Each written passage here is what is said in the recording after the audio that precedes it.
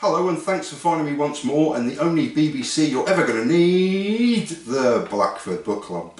This is episode 9 and it's the fifth and final reading from my second self-published book in May of this year called Ashes to Ashes, and this is the final chapter on page 417 of the hardback edition, whereby I describe the final day's play of England's 2023 tour to New Zealand, whereby an astonishing series ended 1 match all.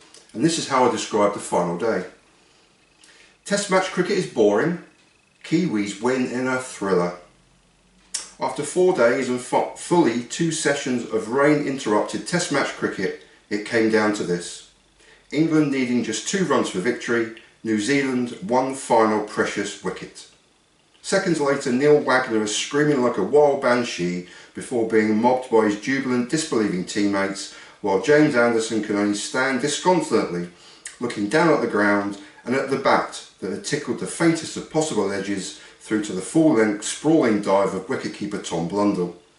New Zealand had won against all possible odds in a following-on, come-from-behind victory for the ages, and for the second time in the entire history of this great and grandest of all games, by 1 single solitary run, and stealing from the great Ian Smith from the ICC Cricket World Cup of 2019 by the barest of margins. The barest of margins indeed, my goodness.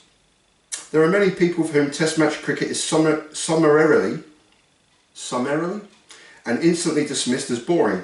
5 days often resulting in a draw, but not in this English revolution, with rain delays, declarations and fielding positions such as backward square leg or deep third man looked upon with contempt and derision.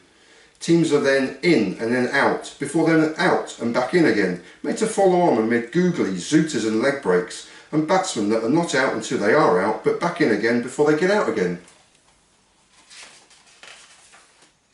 Perhaps you fancy a brand new cherry, or a cough, or nut, rock, or perhaps swing, seam, reverse swing, spin, leg spin, side spin, or indeed no spin at all, or even better, that mystery ball on a green top, a road, or a feather bed, or perhaps a Bunsen burner in a dilly dust bowl, or the grey overhead conditions of Headingley in Yorkshire, watching the masters of their bowling art swing the ball around corners with unplayable jaffers that trap a batsman dead and plumb in front of a castle of poles. But the less said about the silly mid-off fielding position, the better, okay?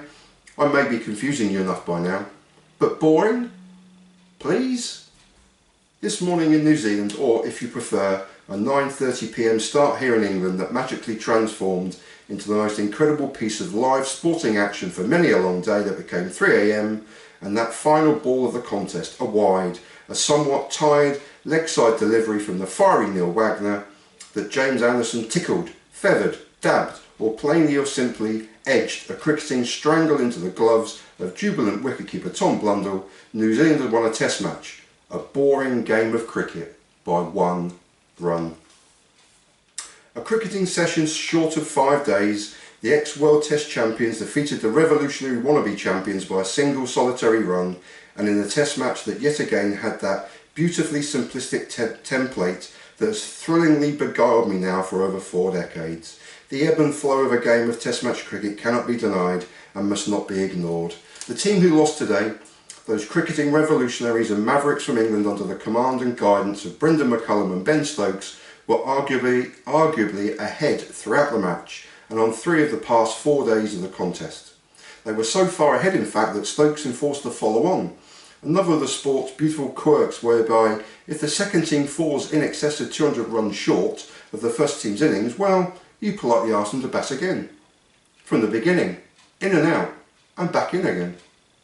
Following on, the eventual winners today, New Zealand, a team on the slow decline after their recent world champion status, and the unluckiest of losers in the World Cup final of 2019, were over 200 runs behind before they commenced the second innings that would result in a healthy but achievable now lead of over 200 runs that would eventually, after a crazy run out, a near century from ex-England captain Joe Root, a valuable innings from current captain Ben Stokes hopping on 1 leg, and a cameo of brilliance from their wicketkeeper batsman Ben Foakes, who farmed the strike to within 7 runs of their combined first and second innings total. England, on top for the majority of the match, now needed just 7 thorough runs for victory, New Zealand just 1 wicket. 1,383 total runs will be scored in this test match. The teams are currently divided by just 7 of them, and England would fall, in that beautiful vernacular that covers this magnificent sport so well, 1 short. A single from Jack Leach, a hack in truth that fortuitously fell between chasing fielders, was greeted with a huge roar of approval from England's travelling support, the Barmy Army, all around the base and reserve in Wellington, and a Wellington 11,000 miles away from a very different Wellington where I pen these very words today. I entitled this test match From Wellington with Love, but we don't have time for such cloying sentimentality now. There's a test match to be won. With 6 now needed to win, James Anderson crashed a quite unexpected boundary 4 that gave rise to the 40-year-old legend of the game to bump gloves with batting partner Leach. The grand old man of the grand old game was pumped alright, and Jack Leach, hero of Headingley 2019, was going to be a one not out batting hero once more. Neil Wagner is bowling dispatch to all parts both here in this match and the previous one just days ago, in the beautifully picturesque looking Mount Maunganui, continued his cricketing barrage of bouncers as he tried to snag that final game wicket. Anderson wanted a wide called on one delivery as it skirted the bounds of legality. A wide, a single run would have tied the scores. But back came Wagner once more, and then the banshee ran wild.